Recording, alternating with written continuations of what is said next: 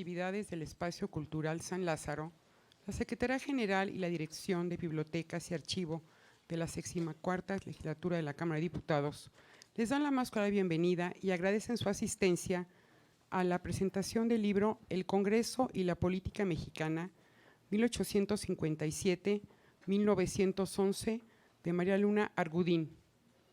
Nos acompañan en este acto la doctora María Luna Argudín, autora del libro. El doctor Israel Arroyo García. El licenciado Luis Daniel Aguilar Calderón. La doctora Tania Hernández Cervantes, asesora de la Secretaría General de esta Cámara de Diputados. También saludamos a la licenciada Carolina Alonso Peñafiel, de Servicios Parlamentarios de esta Cámara de Diputados. Para la presentación de este evento, daremos el uso de la palabra a la doctora Tania Hernández Cervantes. Adelante, doctora, por favor. Gracias. Primero que nada, muy buenas tardes a todas y a todos por venir a acompañarnos a este conversatorio. Agradecemos principalmente la presencia de la autora de este libro, la doctora María Luna Argudín, desde luego al maestro Luis Daniel García y al doctor Arroyo por acompañarnos en esta tarde. Y bueno, quisiera nada más iniciar diciendo que la discusión de este libro resulta absolutamente pertinente en este lugar, en el recinto parlamentario, Cámara de Diputados, porque recoge la historia de un momento de nuestro país que fue fundamental para la construcción de un Estado-nación, ¿no? Entonces, también hay que advertir que este libro salió en el año 2006, ¿no?, por la editorial del Fondo de Cultura Económica, el Colegio de México en conjunto, y bueno, en ese sentido, no es un libro nuevo, pero sí nos ofrece un libro con una perspectiva fresca, una perspectiva que no pierde vigencia y que es sumamente necesario traerlo a discusión, ¿no?, porque pensamos que estamos en este momento viviendo también digamos, un episodio de la historia de México en donde quizá no somos capaces de ver la trascendencia porque lo estamos viviendo en el presente, pero se está escribiendo la historia que quizá dentro de un siglo estarán discutiendo aquí mismo, mientras los legisladores allá en el Pleno están tejiendo la historia, ¿no? Es algo bien interesante, doctora Argudín, ¿no?, que usted recupera esta historia a través de elementos muy vivos, ¿no?, recursos y materiales muy vivos, como el diario de los debates, que reflejan el pensamiento y retoman la voz de los actores que ahorita están allá en el Pleno, o bueno, no justo en este lugar geográfico, en este edificio, porque era otra locación, pero el sentido es el mismo, o sea, estaban ahí, estaban discutiendo, vertiendo opiniones, posicionamientos y demás en esta época tan trascendental que va de 1857 a 1911. Entonces, bueno, sin mayor preámbulo, nada más quiero dejar aquí un comentario que parece que es bastante apropiado recuperarlo, ¿no? Usted dice ahí en la introducción que escogió el Congreso de la Unión, ¿no?, para estudiar los procesos y cambios operados en el liberalismo y federalismo de México, que era el debate de la época, 1857, finales de mitad y fines del siglo XIX, ¿no? Y escoge el Congreso, y que en ese proceso va ustedes tejiendo ese prejuicio muy arraigado que se tiene en la historiografía mexicana acerca de esta institución, ¿no?, como una institución un poco políticamente pasiva y subordinada pues más que nada los intereses del presidente, porque así había sido hasta hace muy poco tiempo en la historia mexicana, ¿no? Pero ahora, pues usted nos presenta esta perspectiva o esta experiencia que a través de la investigación, ¿no?, desteje ese prejuicio, ¿no? Así que, pues, queremos que nos cuenten, junto con el maestro Luis Daniel Aguilar y Arroyo, cómo es ese proceso, ¿no? Cómo es ese proceso de entendimiento del papel y la función histórica del Congreso en el sistema político mexicano, ¿no? Entonces, es una maravilla, es una alegría que podamos tener esta discusión en esta época de México y aquí mismo en la Cámara de Diputados. Así que, pues, sin mayores palabras, le dejo la palabra, valga la redundancia, al maestro Luis Daniel Aguilar, quien tiene una larga experiencia aquí en el recinto parlamentario y que fue incluso quien sugirió esta lectura, ¿no? Yo recuerdo mucho cuando recién llegué a este lugar y Luis Daniel me dice, es que desde el Congreso se puede describir la historia de México. Pues bueno, aquí tenemos la oportunidad perfecta. Sí, bueno, desde luego, y se escribe desde luego. Adelante, Luis. Buenas tardes. Buenas tardes a todos y a todas, bienvenidos. Quiero agradecer muy encarecidamente la presencia de la doctora Luna, qué bueno que aceptó venir a presentar este libro que nunca se había presentado y qué bueno que este sea el marco ideal para que se realice. También la bienvenida al doctor Arroyo y por supuesto gracias a Tania por la moderación de este evento. Y espero que esta no sea la primera ni la última vez que se pueda hablar acerca de la historia del Congreso en el espacio ideal indicado que es la Cámara de Diputados. Bueno, el libro propone una nueva lectura de un periódico histórico fundamental que tiene como marco en discutir el Congreso y sus tácticas parlamentarias a partir del momento en el que el liberalismo y el federalismo se constituyeron como principios que dieron forma al Estado-Nación actual. Estamos refiriéndonos al periodo en concreto de 1857 a 1911, en el cual se exponen los principales temas nacionales a partir de su presentación en el Congreso. Define también el libro las pugnas entre confederalistas y federalistas y cómo éstas fueron superando localismos a efecto de ir impulsando una agenda de carácter más nacional y con esto poder consolidar un federalismo posteriormente hegemónico. También expone el triunfo de la corriente liberal de corte naturalista y el posterior advenimiento del positivismo, el cual dio impulso a la supremacía del Estado. También, otro tema muy importante del libro habla del tránsito de un poder legislativo fuerte, en 1857, como fue unicameral, semiasambleísta, con fuertes controles del Ejecutivo, el tránsito a un Congreso débil y cooperativo, ya con una fuerte presencia de un presidente muy dominante. En concreto, sí se refiere a las relaciones Poder Ejecutivo y Poder Legislativo. Okay. En la medida en la que el Grupo Liberal Federal fue consolidando una agenda, fue consolidando fuerza, suficiente representatividad, fue que pudo consolidar su proyecto, el cual venía impulsando desde 1824. Este proceso del 57, entonces, fue la consolidación de un principio liberal y naturalista, donde el actor esencial económico-político era el individuo y su igualdad ante la ley concebida entonces como un derecho natural. Hay que recordar que en aquella época no había partidos políticos, sino había grupos de opinión, logias masónicas, gremios, sociedades literarias, las cuales se agrupaban justamente en la corriente liberal federalista y la confederalista, que mantenía demandas locales y algunas pugnas también, algunos grupos también de corte más centralista. En este periodo se propone entonces, se integra un Congreso unicameral que moderó y controló la operación del presidente por medio de la actividad legislativa, con la finalidad de reorientar la política del país. Este momento histórico fue muy importante porque pudo debilitar al poder conservador, a fin de evitar el despotismo muy característico de la primera mitad del siglo XIX. Fue entonces una revolución social bajo un orden y creación de un nuevo marco que pretendió eliminar los elementos corporativos del pasado.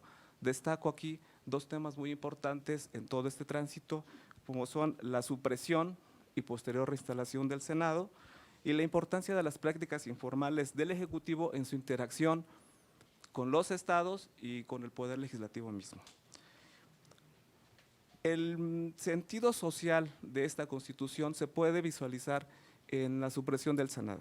¿Y por qué? Porque entonces la supresión tuvo como argumento que ésta no tenía una representación social y se consideraba que el Senado era un obstáculo para el Poder Legislativo y esto implicó una redefinición de la división de poderes no en un sentido de equilibrio, sino en un sentido de un poder sobre otro, el Poder Legislativo sobre el poder legislativo, a fin de eliminar esta representación territorial nobiliaria muy característica de aquellos años.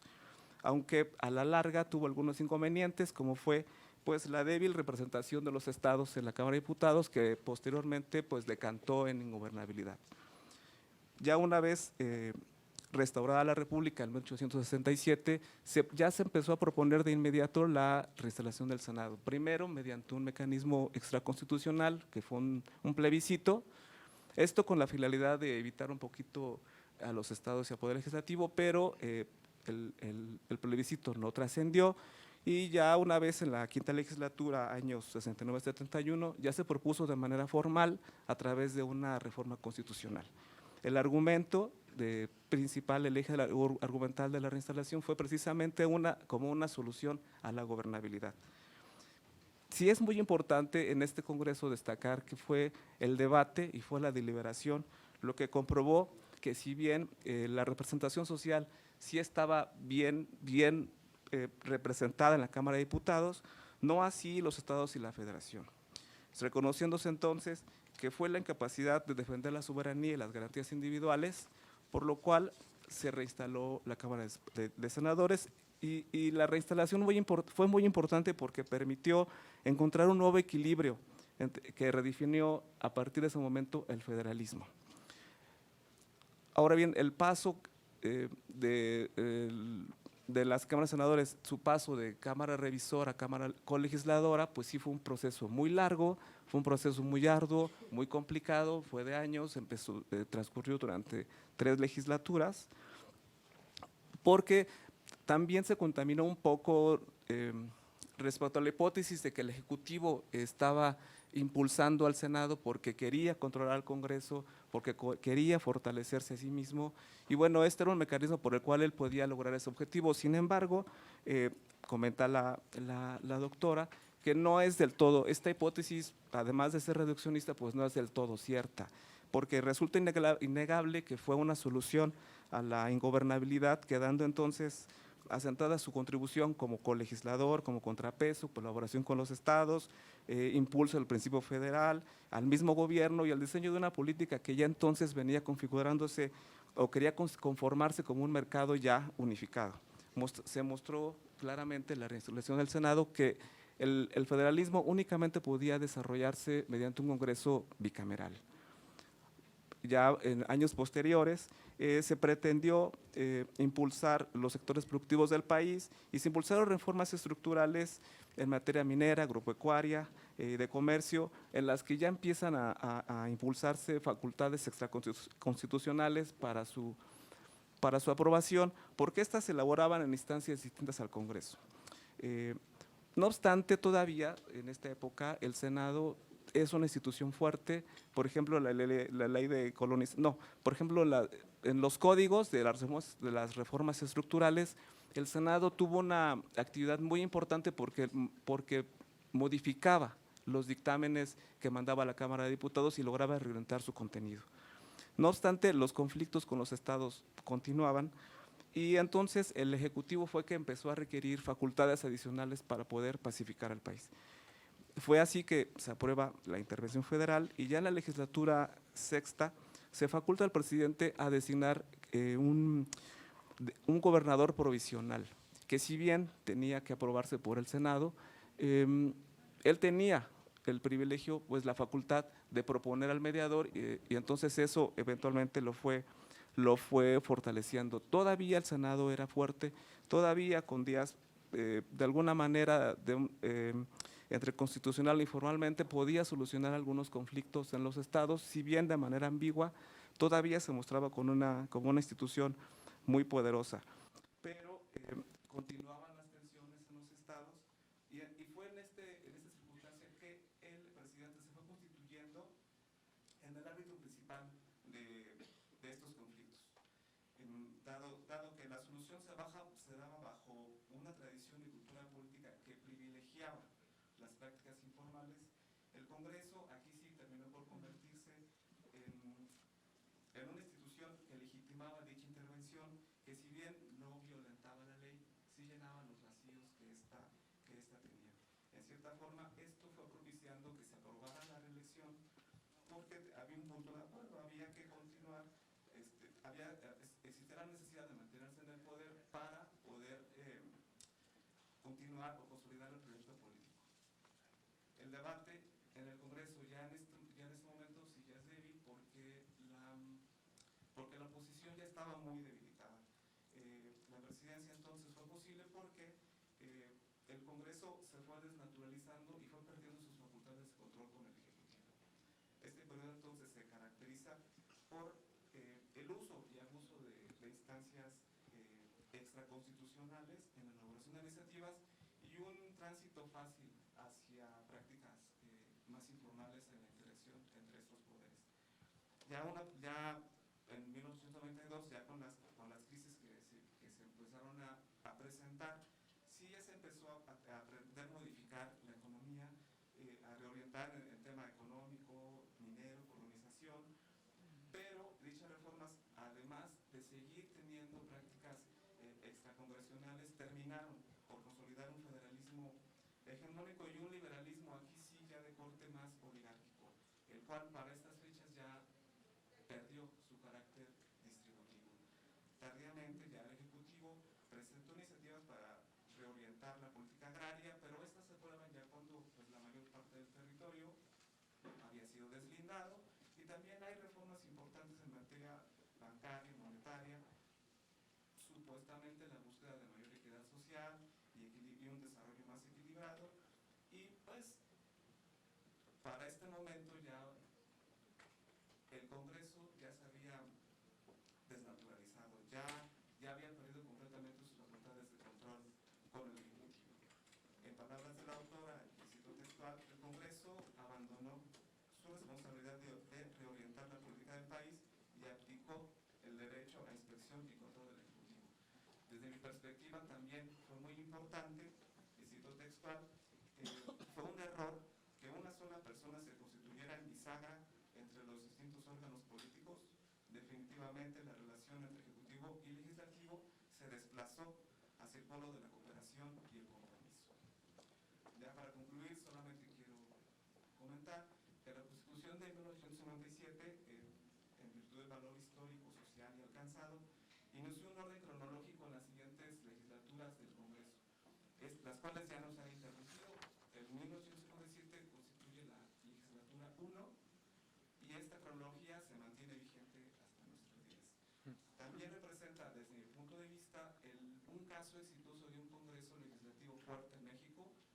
Ha habido casos de legislativos con control ejecutivo, recuerdo particularmente la legislatura 57, que fue quizá cuando se rompió la mayoría de la Cámara, del PRI en la Cámara de Diputados, pero salvo ese ejercicio, honestamente no recuerdo un Congreso tan fuerte como el del 57, pero unicameral y pues también, como comentamos, pues derivó en ingobernabilidad.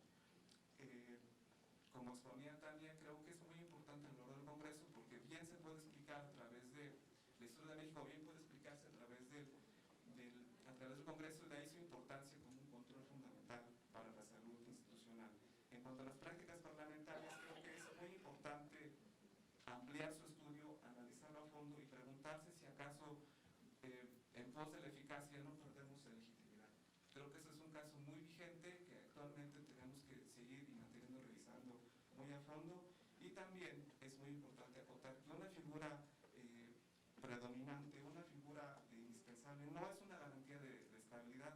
De ahí el valor del Congreso, de ahí el valor de los controles parlamentarios y de ahí el valor y la trascendencia que representa el Congreso para tener un control fuerte del Ejecutivo en todo momento, y es un tema más vigente que nunca. Muchas gracias.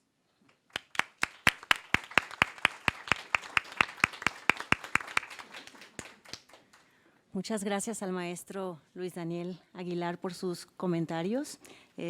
Comentarios que vale la pena decir están en muy buenas manos. Él es especialista en democracia y parlamento. Tiene una maestría tiene 2 maestrías, una por la Universidad de Salamanca y otra por el Estado de México.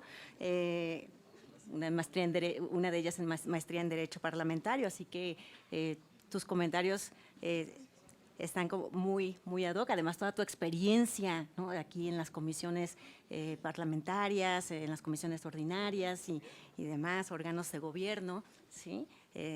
Y de lo que comentas, creo que es muy rescatable esta idea de que los equilibrios entre ejecutivo y legislativo, Congreso, son equilibrios móviles, ¿no? Que no son estáticos y cambian en función del momento histórico. Bien, pues con estos comentarios de Luis Daniel y su conclusión, pues ahora vamos a darle la palabra al doctor Israel Arroyo García, quien es profesor, investigador titular C de tiempo completo del Sistema Nacional de Investigadores, nivel 1, es doctor en Historia por el Colegio de México y tiene experiencia docente de más de 24 años en la Benemérita Universidad de Puebla. Es autor del libro La arquitectura del Estado mexicano, formas de gobierno, representación política y ciudadana, 1821-1857.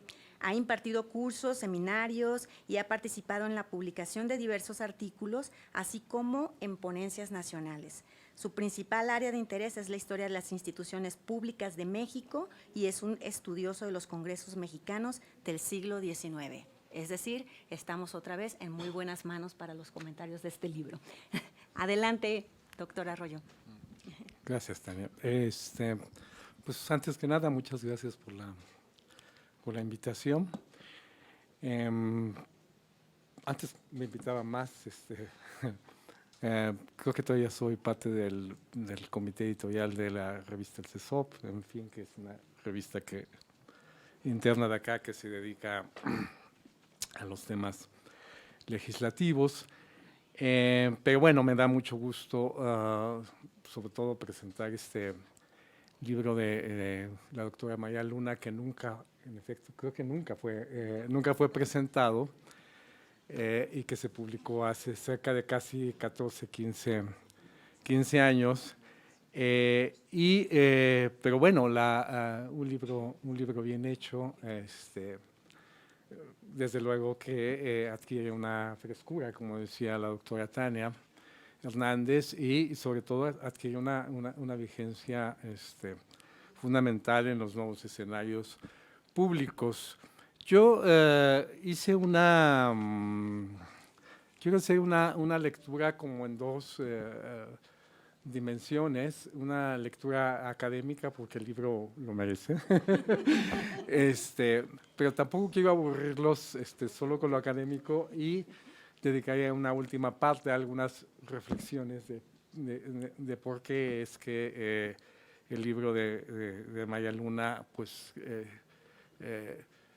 tiene una serie de moralejas de cómo debemos mirar el actual escenario político.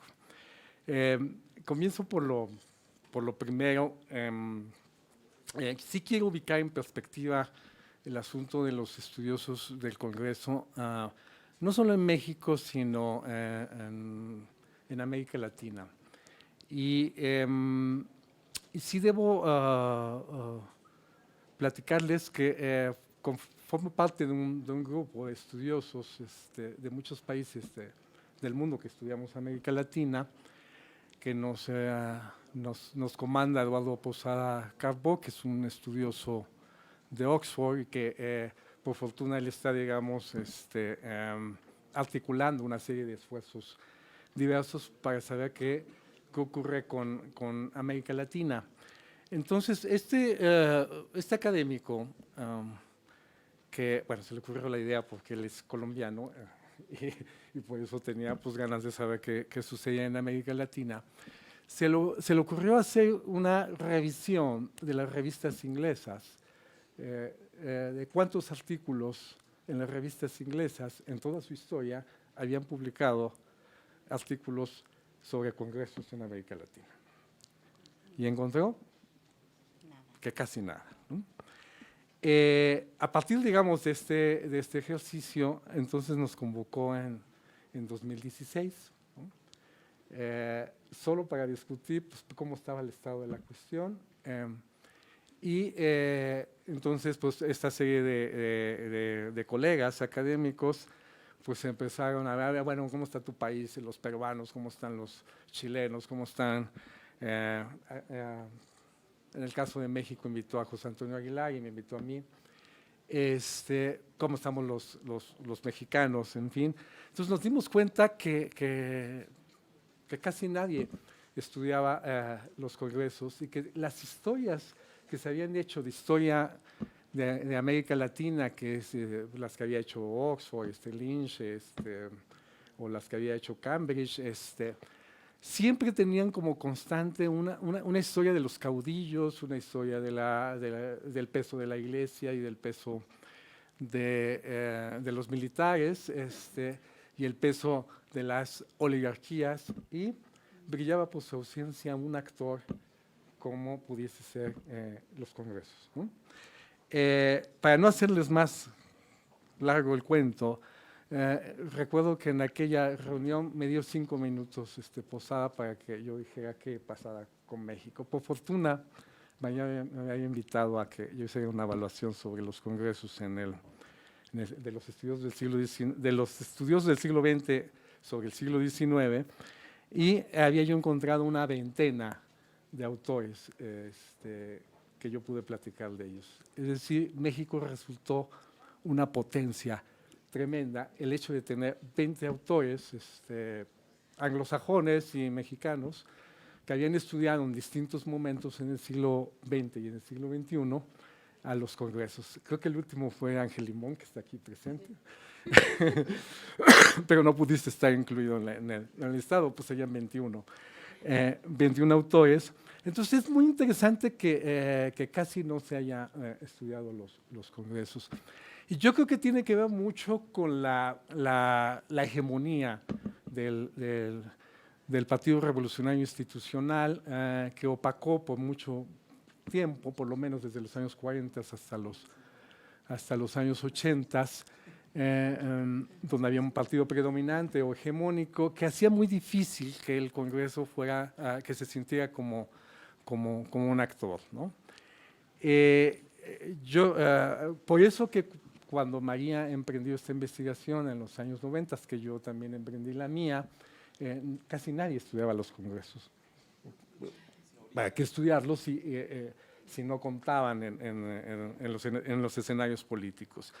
Por eso es tan bueno el libro de María, no solo por la prestancia académica y el cuidado que tuvo al hacer la investigación, sino por la pertinencia y la originalidad, digamos, de pensar estos temas del Congreso en momentos donde nadie o pocas gentes lo habían estudiado. Bien, una vez ubicado el asunto, me centro en algunas de las virtudes del libro de María Luna, o lo que yo considero algunas de las virtudes del libro de María, que yo creo que es la única investigación hasta donde yo conozco que trabajó la segunda mitad del siglo XX y que tuvo como eje articulador de la explicación de la historia política los congresos. Es decir, sí es la única investigación y el único estudio que de forma sistemática y de forma profunda, no quiere decir que no haya artículos sueltos, en fin, pero que haya tenido como actor central los congresos, y hasta la fecha sigue siendo el único libro, y yo quería el uno y medio por el de Ángel, que es que se centró, digamos, en un asunto que es el del Senado. Es una excelente investigación, pero quizá, digamos, el de largo aliento en esas profundidades sigue siendo el único libro. Qué mayor virtud que ese asunto. No es que no se hubiera estudiado antes los congresos, porque Daniel Cosío Villegas en la historia moderna, sí fue, digamos, un actor que sí consideraba en su historia moderna. Pero comenzaba con él y luego se le olvidaba, porque empezaba a hablar de otras cosas. Y por eso sigo pensando que el libro de María es el único. También hubo otros experimentos. Nuestro viejo profesor, el maestro Marcello Carmagnani, también utilizó, digamos, el estudio de los congresos y sus presupuestos para ver cómo operaba, digamos, el congreso. Este es un libro clásico, Estado y Mercado, que muy poco se lee, muy poco se cita, pero es un extraordinario libro que fue sí, ese sí fue un poquito antes que el de María, pero no tenía como eje central los congresos, sino para discutir otra serie de temas. Bueno, esa es una primera idea por lo cual me parece central el libro de María. La segunda ya, Daniel, pues creo que ha ubicado muy bien el asunto de que María quiere estudiar tanto el liberalismo como el federalismo de la segunda mitad del siglo XIX. Ojo, lo que incluye el porfiriato, que generalmente se le piensa como una entidad monolítica, de un poder omnipotente que no da vida a nada. Estos dos vectores, liberalismo y federalismo, lo llevan a María a pensar, digamos, que no hay que solo discutir el asunto de la división de poderes, que generalmente es en lo que nos centramos. ¿Qué ocurre con el poder judicial? ¿Qué ocurre con el poder legislativo? ¿Qué ocurre con el poder ejecutivo? Sino que también hacía falta discutir el otro componente de los poderes públicos, que es el federalismo. En un Estado como el mexicano, que tiene una tradición junto con Argentina y Brasil muy larga de federalismo, pues es crucial saber cómo interactúan no solo los poderes públicos centrales, sino cómo interactúan los poderes regionales frente a esos poderes centrales. Y esa segunda lectura sigue siendo muy original. María, ahora estamos programando hacer un libro sobre esos temas, pero no lo sé si te quieren, es que yo no lo estoy haciendo, lo están haciendo otros colegas, pero sí voy a sugerir que te inviten, desde luego, porque tú abriste brecha en esa dirección, sin duda alguna, ¿no?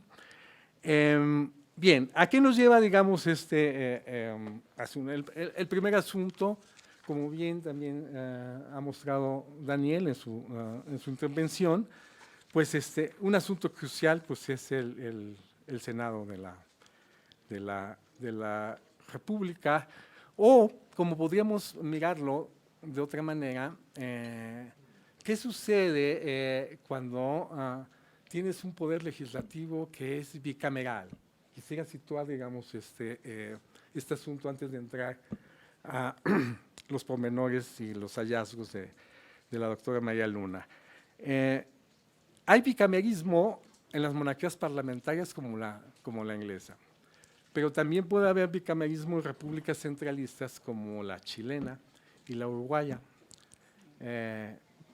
Chile desde 1833 pues, adoptó un bicamerismo, un legislativo de 2 cámaras, pero no era un federalismo, ¿no? Uruguay pues tiene una historia similar, no tan antigua como Chile, pero hasta la fecha, digamos, tiene estas dos connotaciones. Luego puede haber un bicamerismo de tipo federalista, que es el que para el caso latinoamericano pues puede ser Argentina, Brasil, México y algunos otros países, pero de los grandes pues son estos tres. Y puede haber bicamerismos, como en el caso mexicano, históricos, donde sitúa el asunto María es en el 57, pero México, en su historia constitucional, tuvo diversos bicameralismos, el de 1824-35, el de 1836-41, el de 1843-45 y el de 1847, que es muy original y que casi nadie estudia, y desde luego el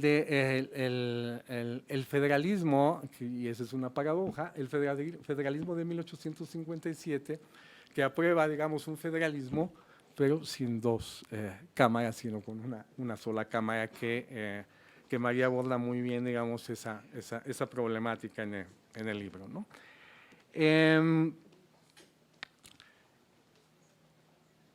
El libro, digamos, finalmente parte de que se adopta este federalismo cojo, sin esa segunda cámara, y por eso María tiene que, a lo largo de la investigación, tiene que ir viendo cómo se restaura, digamos, esta segunda cámara, que es en 74, 75, pero que se lleva muchos años y que pues hay toda una serie de discusiones, lo intenta varias veces Juárez, hasta que finalmente lo logra leerlo.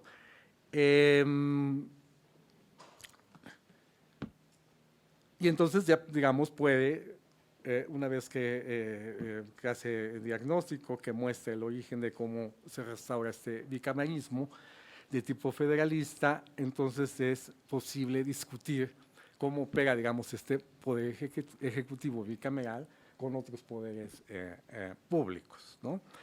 Y ahí hay varias lecturas. La más simplista por el caso norteamericano, que es, pues sí, ¿qué representan los senadores? Pues representan a los estados como entidades colectivas, al igual que el sistema norteamericano, pues esa podría ser una lectura. Otra podría ser que se instaura, digamos, esa segunda cámara para debilitar la Cámara de Diputados, ¿no? Y ahí hay, digamos, dos lecturas, una como la de Ángel Limón, que piensa que hay un papel moderador, digamos, de este Senado, pero puede haber otras lecturas como la de María, o no solo ese papel moderador, sino un papel que va a incidir en el equilibrio de los poderes públicos, que es un poco la lectura que hace María, ¿no? Esa tercera lectura precisamente tiene que ver con el libro de la doctora María Luna, como un instrumento de conciliación y de negociación.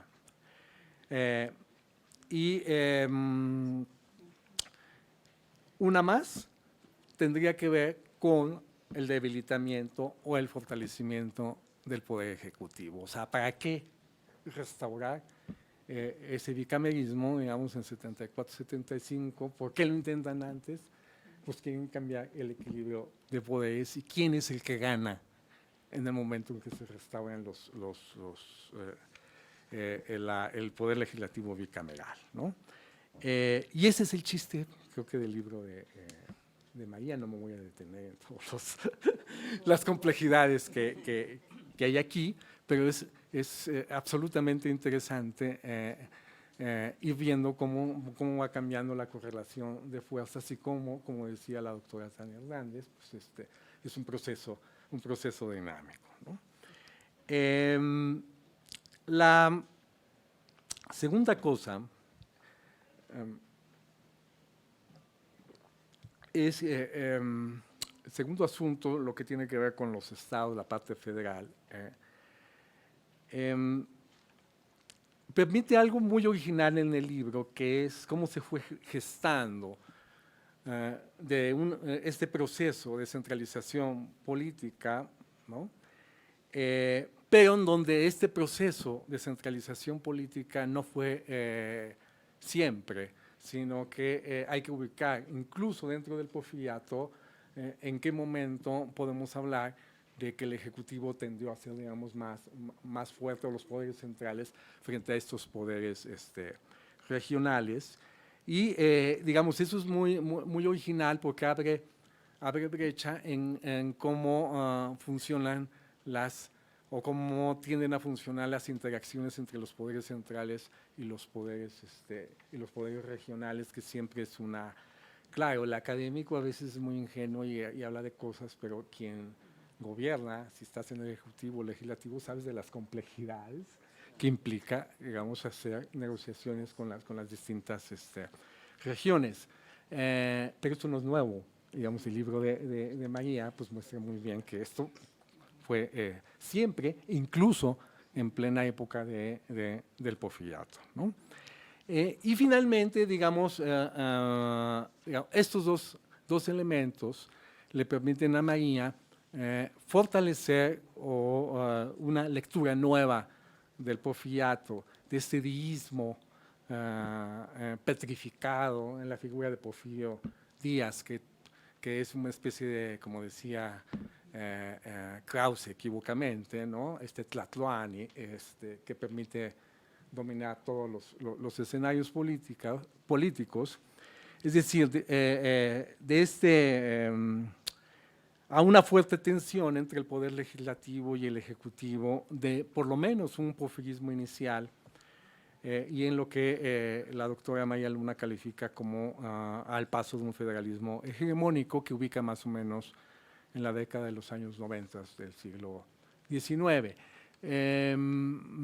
Hay que ser justos, que digamos, quizá el primero que lo acentuó con mayor énfasis fue nuestro viejo profesor, el Marcello Carmagnani, pero lo hizo a través de los presupuestos, pero aquí, digamos, con otro tipo de instrumentos, digamos, pudo generar una imagen distinta. Y sí puedo decir que por fortuna hay nuevos estudiosos del porfiriato que están trabajando en esa línea y, digamos, están deconstruyendo este porfiriato como este poder omnímoro, es que no tiene razón de ser, sobre todo en sus primeras décadas después, digamos, y la cosa va cambiando. Bien, voy a terminar mi intervención para dejar que hable la doctora María Luna, para ver si puedo hacer un ejercicio de por qué este tipo de libros académicos pueden tener pues moralejas o lecturas contemporáneas que interesan pues a ustedes, sobre todo que están trabajando diariamente con el poder ejecutivo y las interacciones, el poder legislativo y las interacciones con el ejecutivo y el judicial. La primera cosa que yo creo que hace contemporáneo el libro de María es que las relaciones ejecutivo-legislativo no son tan simples, ¿no? A pesar de que Morena pueda tener una mayoría legislativa en ambas cámaras, cualquiera que se mete a saber cómo funciona el poder legislativo por dentro y cómo tienen que interactuar con los otros poderes públicos, sabe que esa es una premisa falsa y que hay una cultura periodística quizá, por decirlo menos, muy mal informada, ¿no? Que debería de leer libros como los de María o algunos otros, o tendría que meterse más a las entrañas de cómo funciona el poder legislativo para entender que esta relación no es nada simple, ¿no? No lo fue simple históricamente y no lo va a hacer ahora ni lo va a hacer en el futuro. Segunda cosa, la mayoría legislativa actualmente está atravesada por tres límites o contenciones políticas. La primera de ellas es que hay una compleja relación entre las cúpulas partidarias o los partidos políticos y sus dirigentes y los liderazgos parlamentarios, que no son lo mismo, que hay que distinguir una cosa y la otra, aunque estén comunicados, ¿no? Y que a veces van por direcciones contrarias o por lo menos matizadas, y no siempre están, digamos, en concordancia, ¿no? Entonces ahí hay una compleja relación, ¿no? El segundo límite es que Morena tiene una mayoría legislativa aparentemente absoluta, pero es una coalición partidaria y es una coalición parlamentaria y no logra esa, digamos, mayoría en sí mismo, sino siempre tiene que estar negociando con los otros partidos. Yo lo puedo decir porque no tengo nada vela en el tierra, pero ya, somos académicos. Digamos, el Partido Verde tiende, digamos, a disciplinarse, siempre ha tendido a disciplinarse mucho, pero no quiere decir que eso vaya a ocurrir siempre. Se puede mover en el tiempo dependiendo si le llegan, si el intercambio político es suficiente o no, y lo mismo va a suceder con las otras fuerzas políticas. Y otro tercer límite es que no deja de persistir el hecho de que las reformas constitucionales requieren mayorías calificadas. Y también el nombramiento de ciertos cargos de los organismos autónomos tienen que ser negociados con la oposición, con las oposiciones parlamentarias. Entonces, tan solo ese hecho pues obliga, digamos, a esta mayoría a tratar de negociar con esa oposición y tiene pues que llegarle, entre comillas, al precio en esa negociación.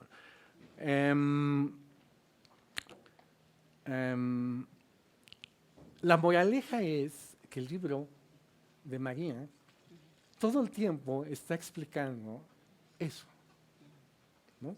En el Porfiriato, que hay negociaciones políticas con los grupos regionales, con las facciones parlamentarias, a pesar de que Porfirio era don Porfirio, ¿no? Y eso, digamos, cambia nuestra percepción de lo que era el Porfiriato, pero también nos permite entender que el poder legislativo tiene dinámicas propias que deben ser sopesadas y entendidas, tanto por los académicos, que algunos de nosotros sí lo entendemos, pero que debiese entender por los opinólogos y los que cubren.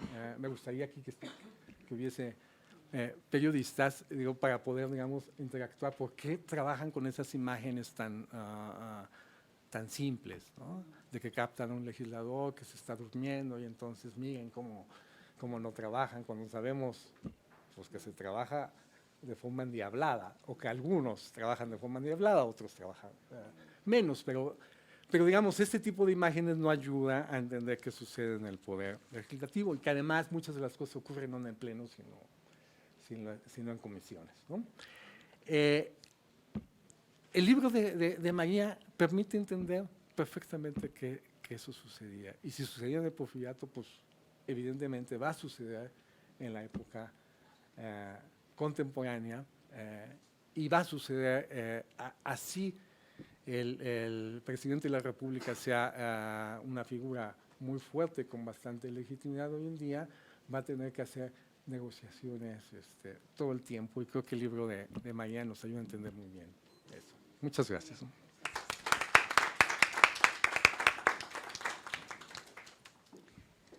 Muchas gracias, doctor Israel Arroyo, por los comentarios.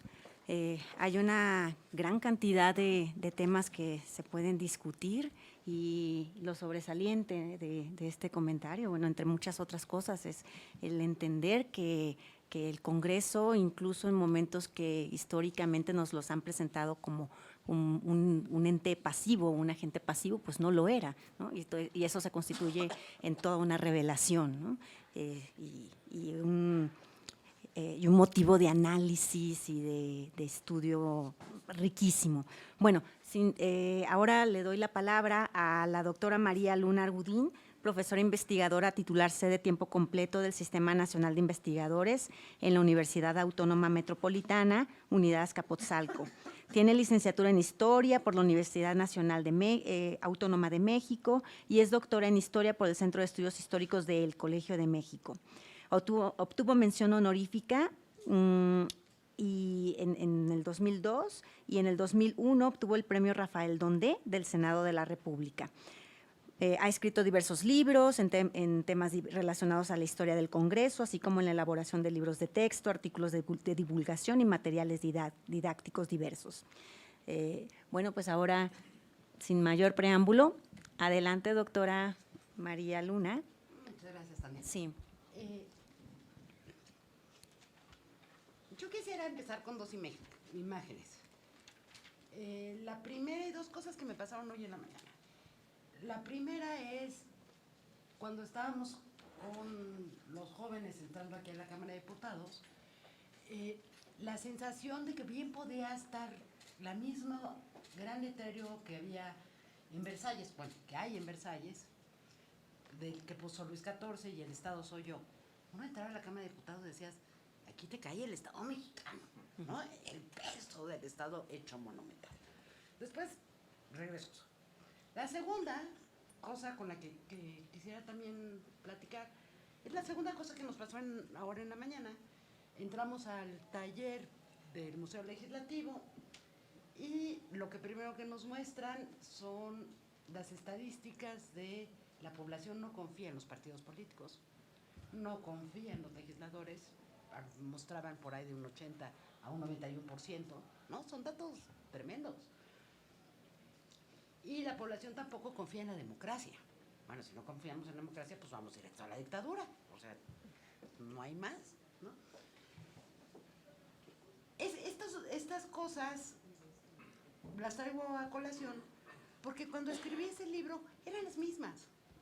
Y pasaron 15 años y la gente no confía en el Congreso y la gente no confía en el Senado. Y si me voy más para atrás, me voy a encontrar al Porfiriato, que nos dicen que todos eran unos diputados que lo único para lo que servían era para levantar el dedo en la votación y que el Senado pues era un chorro de viejitos jubilados que ganaban mucho y que no había qué hacer con ellos, entonces pues les mandábamos al Senado, ¿no?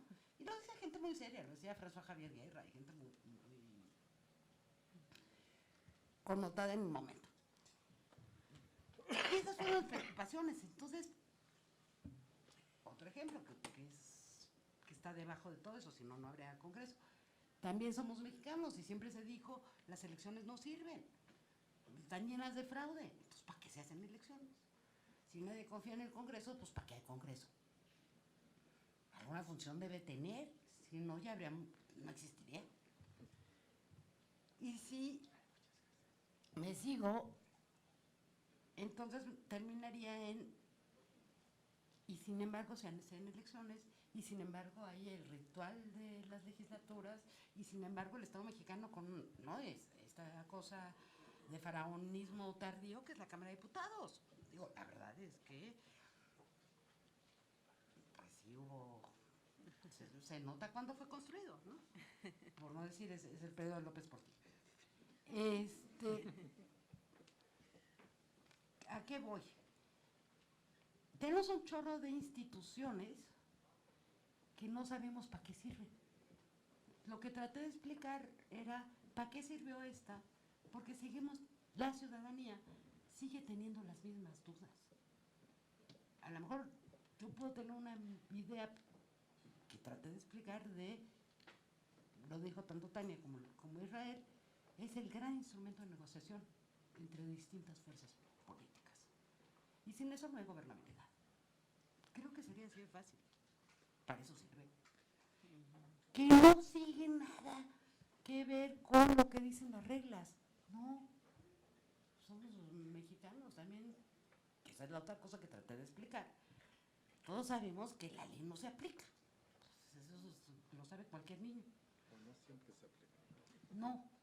Lo que se aplica y sin embargo la ley no sigue normando nuestro comportamiento. Hasta para burlar la ley nos están normando la ley. ¿No? Es de estas paradojas muy curiosas. Y esa flexibilidad que elegantemente, y ahí utilizo las palabras de la ciencia política porque son muy elegantes para decir cosas terribles, es la praxis política. Ese gran espacio de flexibilidad en que se ajusta entre lo que esperan los ciudadanos y la ley. Y es un espacio inmenso. Y el mago que sabía utilizar ese espacio inmenso y que habría que reivindicar dos grandes dictaduras en ese sentido, Juárez era dictador y Porfirio Díaz, que era dictador, o más o menos, ¿no? Los dos, más o menos sí, pero no tanto. Nunca fueron las dictaduras del Cono Sur, pero también estuvieron los dos. Bueno, Juárez se lo llevó la angina de pecho y Porfirio Díaz nada más 30 años. Algo pasó ahí. Pero no es solo culpa de que haya gobernantes malos y nosotros somos víctimas, porque esa es otra de estas grandes imágenes que nos encanta repetirnos y que habría que preguntarnos por qué nos gusta ser siempre víctimas. ¿Qué es lo que yo encuentro? O por lo menos lo que yo encontré. El Senado deja cumplir sus funciones y yo lo llamé atrofia. Digo, está escrito en un lenguaje muy endomingado, pero había que demostrar que uno podía usar un lenguaje endomingado. El Senado deja de cumplir sus funciones, se atrofia. Los estados que deben de controlar en un sistema federal al poder federal, al ejecutivo federal, se atrofia. Los diputados dejan de cumplir sus funciones, se atrofia. ¿Y qué hay atrás? El crecimiento económico. O sea, también tenemos una variable muy importante. Empieza a haber un gran crecimiento económico, entonces todo el mundo cede sus derechos políticos. Nos acordamos que tenemos derechos políticos cuando la crisis está muy fea. Afortunadamente llevamos mucho tiempo en crisis, entonces tenemos muy presentes nuestros derechos políticos últimamente, como 3 décadas, ¿no? O más quizá. ¿Qué es lo que habría entonces que seguirse preguntando? ¿Cuál es el espacio de estas prácticas informales? ¿Cuál es este espacio de utilizando el nombre que utilizaba Carmagnani, ¿no? Que nuestro profesor, de los poderes fácticos? Ahora lo podemos llamar crimen organizado, son poderes fácticos. En el siglo XIX eran otro tipo de poderes, a lo mejor la de los hacendados, a lo mejor la de los grandes entradas de comerciantes norteamericanos, el poder de ciertos, en la zona petrolera de los ingleses, etcétera. Pero estamos hablando de poderes fácticos que están sobre la ley. Vamos, todo esto, no niego que vivimos un presente desgarrado, no niego que vivimos un presente tensionado, pero no es nuevo tampoco. Y creo todavía que la historia nos puede ayudar a pensar otras soluciones distintas a las que se han ensayado. Y finalmente es lo que traté de hacer. Lo que traté de hacer es tratar de ver esta corresponsabilidad que tienen los distintos órganos de gobierno, esta corresponsabilidad que tenemos nosotros los ciudadanos, y dentro de los ciudadanos esos muchos otros actores que creo que hay que revalorar, los actores colectivos y los poderes fácticos, que han sido actores fundamentales y que entran en el Congreso y en las negociaciones que se hacen dentro del Congreso. Y entonces, sí, no tenemos un sistema parlamentario británico, ¿no? Eso ya lo sabíamos. Pero sirve para algo. Y ese sirve para algo es lo que nos ha dado estabilidad política. ¿Qué es lo que sigo reivindicando los liberales decimonónicos? O sea, no los neoliberales, no, los que se murieron hace más de 2 siglos. Que los poderes sí necesitan controles, y necesitan muchos controles. No me importa si es el ejecutivo o el legislativo, los dos hay que controlarlos. No me importa si es el judicial, si queremos que funcione tiene que estar controlado. ¿Quiénes pueden ejercer estos controles? Creo que en eso el siglo XIX fue muy sabio. La única forma era un juego muy complejo de pesos y contrapesos entre el Ejecutivo. No podemos dejar que el Ejecutivo crezca y crezca porque estamos en una dictadura. No podemos irnos a una convención revolucionaria que sería un legislativo que lo puede todo porque tiene mayoría parlamentaria. Pues también tenemos otro problema. Los estados tienen que tener representación. No puede decidirse todo desde la Ciudad de México. Y consta que soy chilanga y adoro mi ciudad. no podemos seguir de alguna manera sin tener este juego múltiple y sin que los distintos actores colectivos, por llamar actores colectivos, entran lo que ahora muchos llaman nuevos actores políticos, y no son tan nuevos como la humanidad, los migrantes, las comunidades indígenas, no son nuevos. Están visibilizados, tal vez. Siempre han estado, no son, Visibilizados. no, claro que no. O sea que cuando uno iba y pasaba una María y te pedía te vendía chicles, claro que la veías. Claro que volteabas la cabeza para otro lado porque no sabes qué hacer. En el discurso oficial, Tampoco, ¿no? tampoco.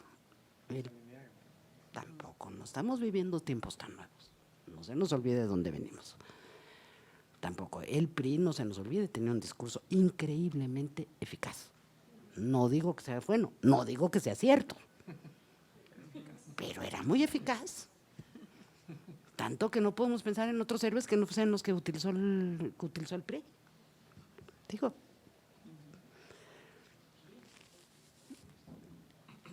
Entonces yo creo que, ¿qué es lo que, o por lo menos yo intento, es sigamos pensando qué tipo de país queremos? Es decir, si yo leyera mi libro al revés, y en eso no he cambiado nadita, y además, pues es bien bonito porque no había llegado todavía nadie a contradecirme, espero que llegue alguien, pero todavía no llega. Si se lee mi libro al revés, en realidad lo que estoy leyendo es el México que me gustaría vivir. Y el México que no fue. Es decir, me gustaría un país en que hubiera Estado de Derecho. Por eso estudio el Estado de Derecho. Me gustaría un país en que hubiera controles. Me gustaría un país, ahora se llaman derechos humanos, en aquella época se llamaban derechos del hombre y el ciudadano, que se respetaran. Y habría que decir de derechos del hombre y la mujer, ¿no? Ahora sí, digo, pasado eso sí ha cambiado un poquito. Y seguimos teniendo los mismos problemas que tuvimos hace 2 siglos. Y creo que si estamos atentos, y como soy muy terca, creo que podemos aprender a no seguir viviendo los mismos problemas. Que tenemos la obligación de aprender del pasado. Y creo que para eso sirve la historia. Gracias.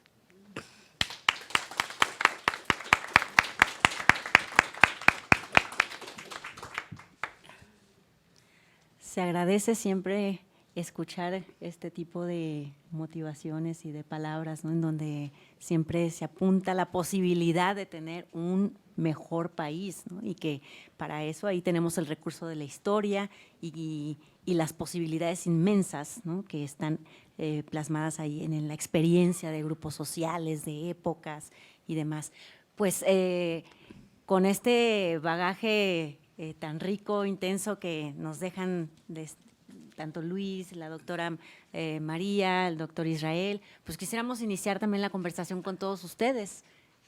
¿Algún comentario, alguna pregunta que tengan para los participantes en esta mesa, a la autora, alguna reflexión?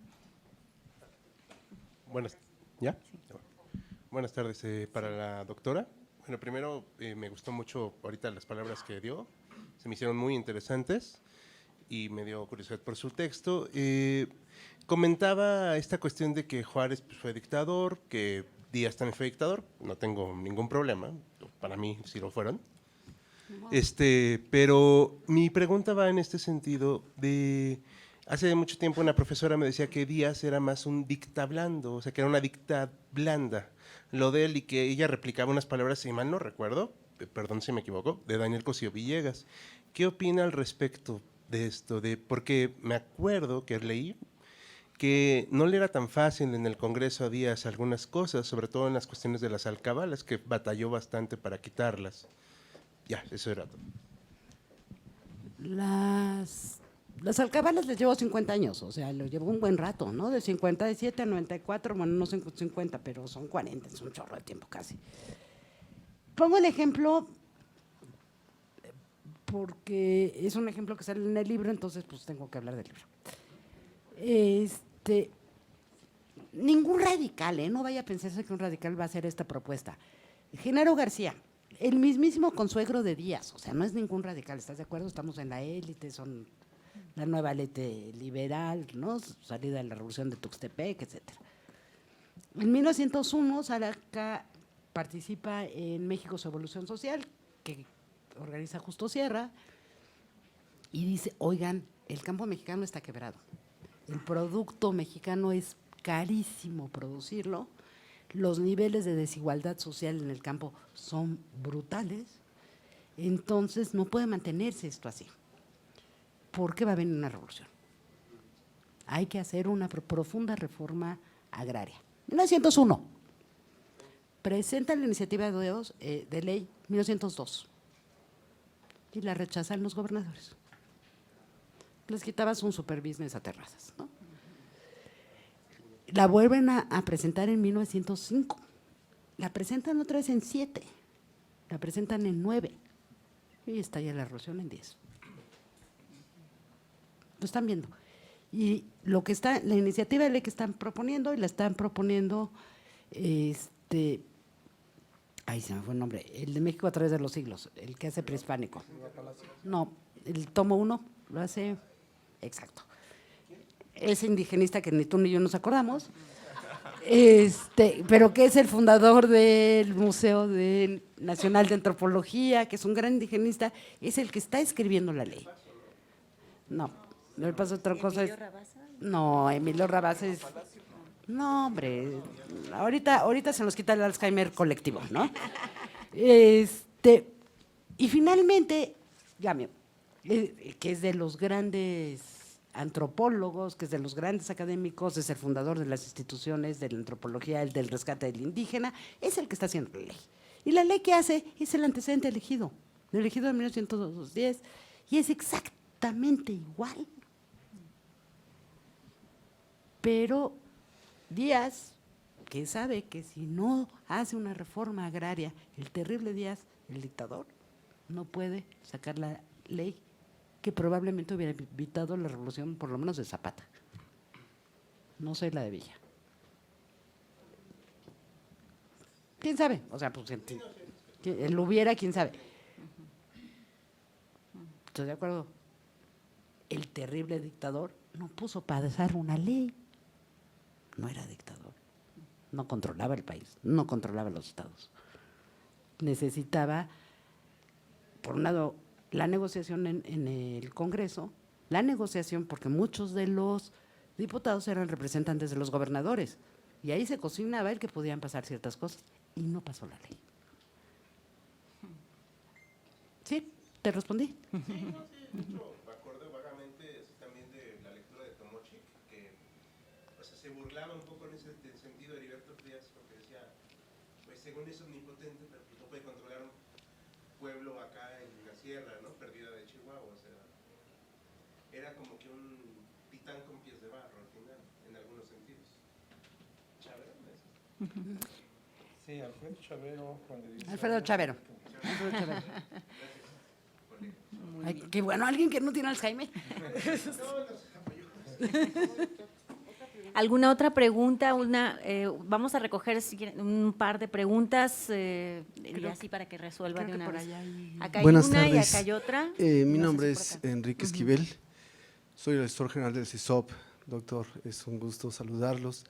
Por supuesto, felicitar el evento y culminar a que se hagan de manera más periódica, porque es importantísimo estos temas, que se tengan que efectivamente deliberar y traer la actualidad de estos textos.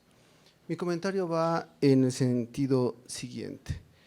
Efectivamente, es importante reconocer que ha habido un atraso muy fuerte y una desigualdad en nuestro país, y que no viene solamente del siglo XVIII. El primer levantamiento que hay es en 1605, precisamente, ya en una protesta de desigualdad muy fuerte. El sistema que se hace en México, ya la ordenanza de 1768 para poder establecer prisiones de mayor orden, criminalizando precisamente la pobreza, al no poder controlar. Tiene una connotación muy ilustrada cuando viene el barón de Humboldt. En una de sus cartas, él deja de manifiesto, en la carta 38 que él desarrolla después de las estadísticas, él dice que hay en México 6.500.000 habitantes. De estos, 2 millones son, 500.000, dice, son españoles, 2 millones son criollos y el resto son mexicanos. Pero del resto de estos, me llama mucho la atención la cantidad de niños que se mueren de hambre, es lo que él dice. Como dice la doctora, y lo retomo de ella, curioso, esto lo escribe él en 1802, en 1810 comienza la independencia de nuestro país, por las mismas causas que 100 años después vuelve a pasar: marginación, exclusión social, pobreza y desigualdad económica. Comento esto porque ella tocó un tema fundamental. La clave está en que los mexicanos no somos puestos de acuerdo en qué tipo de país queremos, y eso es lo que tenemos que hacer. Y otro elemento fundamental que no hemos establecido los mexicanos es una visión de largo plazo. Los mexicanos no sabemos ver en el largo plazo. Y efectivamente hemos hecho un esfuerzo muy grande por construir instituciones, pero en la filosofía del derecho, en cualquiera de los autores que ustedes ven, lo que todos los autores plantean es la importancia de la ética en el control político de los poderes, que es algo que ha pasado muchísimo, por supuesto, en este país. La ausencia de la ética, la ausencia de lo moral en el ejercicio de lo cotidiano y sobre todo en las instituciones es un elemento fundamental. Hemos venido trabajando en el CESOP diferentes líneas, hoy estamos trabajando una que consideramos que históricamente también hemos descuidado una institución fundamental que es la familia, como el principal eje transmisor de la ética y de la moral, donde efectivamente cuando el individuo crece se puede replicar en las instituciones y poder generar cierta armonía social, pero en un eje donde él fuera creciendo y donde evidentemente no le sea ajeno todos estos abusos efectivamente, y que estos abusos no se permitan, pero más allá de un marco jurídico, más allá de un marco contractual de Estado, tiene que estar evidentemente en otra perspectiva de educación para nuestro país. Ese sería mi comentario, doctora, y felicitarla. Muchísimas gracias. Gracias. Gracias. ¿Había acá otro comentario? Sí, muy buenas tardes. Felicitaciones tanto a los organizadores como a la doctora. Dentro del proceso de desarrollo histórico, me parece un tramo muy ilustrativo y que ahora tiene mucho que ver cuando habla usted de la consolidación del poder legislativo versus ejecutivo, pero nos habla también de los poderes fácticos. No sea malita, háganos un breve resumen de hasta dónde ha llegado hoy el poder fáctico dentro del término de los poderes de la Unión, de la Federación. Aquí había otra. No, déjeme contestar esa. Soy historiadora, no socióloga. No puedo contestárselo. De verdad. Adelante. Ok, pues mi agradecimiento a la doctora María Luna, a Israel Arroyo, porque pues digamos que sí hice la tarea. Estuve en la presentación del libro de la arquitectura del poder y fue la base para mi tesis de maestría, ya que era importante acercarnos en mi caso, al Congreso de Guanajuato para poder entender cómo era que se había vivido esta etapa del porfiriato y cómo al final, en la época de la revolución, yo lo digo así, cayeron parados.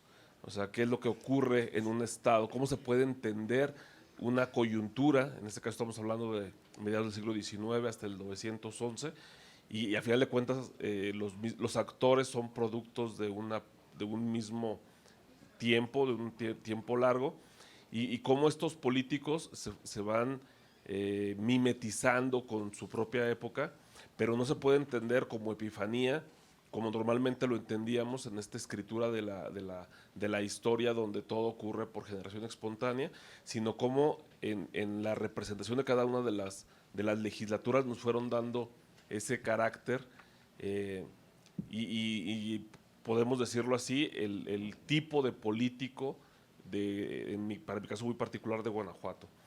Ahora trabajo para el Poder Legislativo de Guanajuato, coordino el área de historia y creo que es fundamental que dentro de los congresos estatales nos rasquemos un poco el ombligo y revisemos nuestra documentación para poder entender y para poder ponderar los distintos episodios. Yo creo que igual somos historiadores y ya basta de esta historia vertical donde queremos forzosamente encontrar las coyunturas desde el calendario cívico nacional y debemos empezar a buscar nuestros propios procesos y sobre todo, puesto que los representantes populares pues están ahí y tienen un actuar y tienen una presencia en la región y van a dictar el momento en el cual cada una de las legislaturas lo está viviendo, ¿no? Entonces, pues gracias y qué bonito estar aquí. Muchas felicidades. Gracias. ¿Puedo ya? Hola, muy buenas tardes. Muchas felicidades a la doctora, muchas felicidades a todos los organizadores. Yo tengo una pregunta muy puntual. ¿A qué se refiere usted con los actos extracongresuales o extracongresionales? Y si en el marco de una perspectiva histórica, evidentemente me parece que no han sido eliminados. La pregunta que yo tendría sería la segunda. ¿Son o no prescindibles estos actos, ¿no?, en el marco del funcionamiento de las relaciones ejecutivo-legislativo? Y si sí lo son, ¿qué controles o qué medidas se deberían establecer? Pongo un ejemplo de mi institución para que no nos sintamos agredidos, ¿no? En algún tiempo trabajé en Rectoría General de la UAM y entonces me encantaba asomarme cada vez que había colegio, que es como el órgano máximo de la UAM, que es un órgano colegiado, representantes de estudiantes, maestros y trabajadores y funcionarios. Me encantaba asomarme. Obviamente no dentro de las sesiones, porque donde se estaba cocinando todo, obviamente era en el patio. Y yo sí fumo, pero los otros, aunque no fumaran, se hacían como que fumaban, pues porque se cocinaba todo, ¿no? Y ahí entonces iba fulano de tal y hablaba con tal alumno y al rato veías que toda la bancada de alumnos estaban votando en cierto sentido y así pasaban cosas como curiosas, ¿no? No es cabildeo. Es un instrumento de negociación extracongresal, pasaba en el patio, pero ahí se estaba cocinando. Y con eso pasaba o no, tal o cual modificación a la legislación universitaria. ¿Cómo lo controlas? ¿Para qué lo controlas? No puedes prohibirle, oiga, hijo, usted que ya se cambió 4 veces de partido y que se divorció 3 veces de distintas diputados o diputadas, no guarde la información que tenía sobre el… ¿Cómo lo controla? Somos humanos. No vamos a funcionar de acuerdo a leyes estrictas. No creo que más controles funcionen. Lo que necesitamos quizá es al revés. Lo decían, ya sea a través de la familia, ya sea a través de los talleres. Necesitamos, con distintos nombres. ¿Una cultura política? No, volver a confiar. Simplemente empezar a volver a confiar. Simplemente para entrar aquí, nos trataron como reyes una vez que entramos. Pero para entrar nos echamos 1 hora y media en el rayo del sol. La cultura de la confianza es la que nos está ganando. Y la que nos ha perdido. Si partimos de que somos seres humanos, a lo mejor nos entendemos porque somos seres humanos, ¿no? Yo iría por ahí. Menos control, menos coacción. Volver a confiar en que somos seres humanos y por lo tanto tenemos la capacidad de entendimiento. Pero soy muy ilusa, por eso soy académica. ¿Algún comentario más o pregunta? Sobre la misma pregunta. Yo difiero de María, quizá en otros escenarios no es posible controlar, pero digamos a nivel legislativo sí existe una cosa que se llama lobbying, lobbying en inglés y cabildeo en español. Hay una reglamentación aquí en el legislativo insuficiente a todas luces, ¿no? Yo tuve oportunidad de hacer una pequeña instancia en Washington y ver cómo funcionaba el Congreso. Si hay un espacio de los congresos del mundo en donde el cabildeo y el lobbying es algo central para hacer política y para tomar decisiones, pues es ahí. Y sí, más o menos está bastante regulado y lo que ocurre ahí, pues desde luego se hace a través de comidas y bueno, es público, pero también de reuniones pues, privadas a las que nadie tiene acceso. Yo creo que sí es un instrumento que tiene que irse trabajando de mejor manera, porque es mejor que esa parte esté regulada que no lo esté. Siempre se ha hecho cabildeo, pero funcionaba de forma informal. Ahora aparentemente te tienes que inscribir, pero ¿no? En realidad los grandes cabildeos no se dan con la gente que inscribe con credencial, ¿no? De cualquier manera, yo creo que sí tiene que haber, digamos, una reglamentación más cuidadosa de qué se puede hacer y qué no, para hacer, digamos, transparente esa relación. Claro, en países como México se hace muy difícil porque se ve mal, se presta que, bueno, pues te reúnes con los cabilderos, pues tienen intereses, son los de la Coca-Cola o son los de… ¿no? Si vas a probar algo con un impuesto para el dulce, pues entonces te vienen todas las grandes transnacionales y es muy difícil, pero sería mejor que estuviese regulado y transparente qué sí pueden hacer y qué no pueden hacer, y sobre todo que si los cachan, porque es difícil cacharlos, pero si los cachan, pues que las penalizaciones pues fueran realmente fuertes. Entonces yo creo que sí hay cosas que se puede hacer. Recuerdo que Jimate, que un colega que acaba de morir hace poco, hizo un libro, Adrián Jimate, creo que colaboraba bastante con ustedes, sacó un libro hace algunos años sobre este tema, y yo creo que hay que trabajarlo mucho más. Yo creo que sí se debe hacer, digamos, por lo menos en este caso. En otros, comparto la idea de María, pues no puedes regularlos, ¿no? Doctor, ¿algún comentario o ya cerramos? Concluimos. Sí. Muy bien, agradecemos a la doctora María Luna Argudín, al doctor Israel Arroyo García y al licenciado Luis Daniel Aguilar Calderón, a la maestra Tania Hernández Cervantes por su participación en la presentación del libro El Congreso y la Política Mexicana, 1857-1911, de María Luna Argudín. Agradecemos su asistencia y los invitamos para el día de mañana, viernes 21 de febrero, a las 16 horas, al Círculo de Lectura Infantil con la cuentacuentos Alejandra Álvarez, en la Biblioteca General de la Cámara de Diputados, localizada en Tacuba 29, Centro Histórico, y a consultar la cartelera de la programación del Espacio Cultural San Lázaro. Buenas tardes y gracias a todos por su asistencia. Una última cosa, perdón, disculpen, es que tenemos que entregar estos reconocimientos a la… Sí. Son unas litografías que hemos preparado para ustedes. Muchas gracias. Sí. Bueno, aquí está la litografía para la doctora María Luna. Muchas gracias. Sí, a usted, muchas gracias.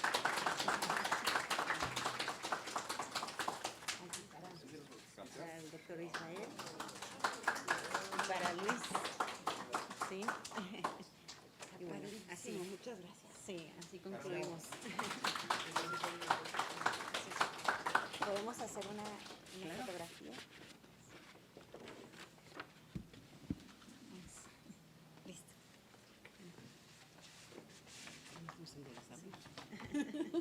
Listo. Gracias. Muchas gracias. Gracias, pues. Muchísimas gracias. Al revés, a ustedes. Muchísimas gracias por todo.